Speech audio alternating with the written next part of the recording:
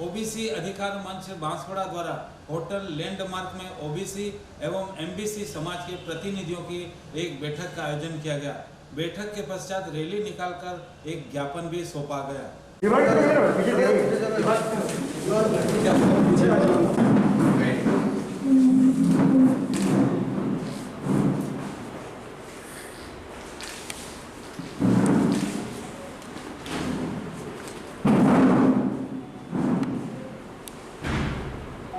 आज ओबीसी अधिकार मंच के सभी ओबीसी में आने वाले समाजों के प्रतिनिधियों की महत्वपूर्ण बैठक थी, जिसमें सभी समाजों ने अपना समर्थन हमें सौंपा और आगामी दिनों में हम लोग बड़े आंदोलन की तैयारी कर रहे हैं, जिसमें लगभग 50,000 लोगों की भीड़ के साथ कोरोना खत्म होने के बाद हम एक महान विशाल रैली आयोजित करेंगे।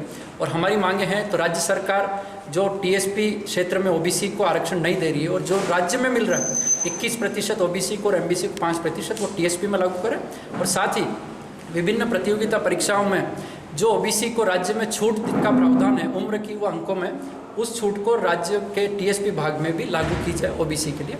और सबसे महत्वपूर्ण जो आगामी रीट भर्ती परीक्षा में उससे ओबीसी वर्ग बहुत प्रभावित हो रहा है टीएसपी का। तो हमारी ये मांग है कि राज्य सरकार जो 5% की छूट पूरे राज्य में ओबीसी को दे रही है वो टीएसपी में जल्द से जल्द लागू करें।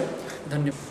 आगे की रणनीति हम ब्लड डोनेट कैंप आयोजित करेंगे, उसके अलावा हम अपने बाल कटवा के राज्य सरकार को भेजेंगे और राज्य सरकार से सीधे सीधे और राज्य के कांग्रेस संगठन वो भाजपा संगठन से हमने सार्वजनिक प्रश्न पूछे हैं, जिसमें कांग्रेस सरकार से हम मुखिया जिसके अशोक गहलोत जी है उनसे हमारा यही प्रश्न है कि टीएसपी क्षेत्र में राजस्थान सरकार ने विधानसभा में ये जवाब दिया है कि ओबीसी को आरक्षण है।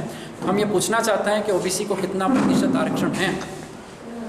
और दूसरा प्रश्न राज्य सरकार से हमारा यह है कि टीएसपी में ओबीसी को लेकर आरक्षण जो राज्य में छूट है वो टीएसपी के ओबीसी के लिए क्यों नहीं। और कांग्रेस संगठन से एक महत्वपूर्ण प्रश्न है हमारा कि राज्य के टीएसपी क्षेत्र के 4 महत्वपूर्ण जिले हैं, बांसवाड़ा, डूंगरपुर, प्रतापगढ़ और उदयपुर। इन चारों जिलों के जो जिलाध्यक्ष हैं एक भी ओबीसी नहीं है। तो सीधा सा हमारा कांग्रेस संगठन से ये प्रश्न है कि क्या कांग्रेस संगठन ओबीसी विरोधी है।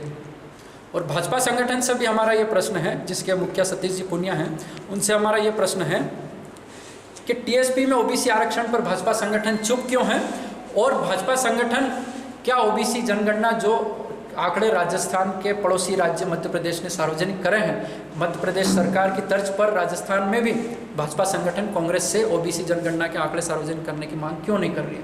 क्या भाजपा संगठन ओबीसी जनगणना के पक्ष में नहीं है? ये हमारा भाजपा संगठन से प्रश्न है।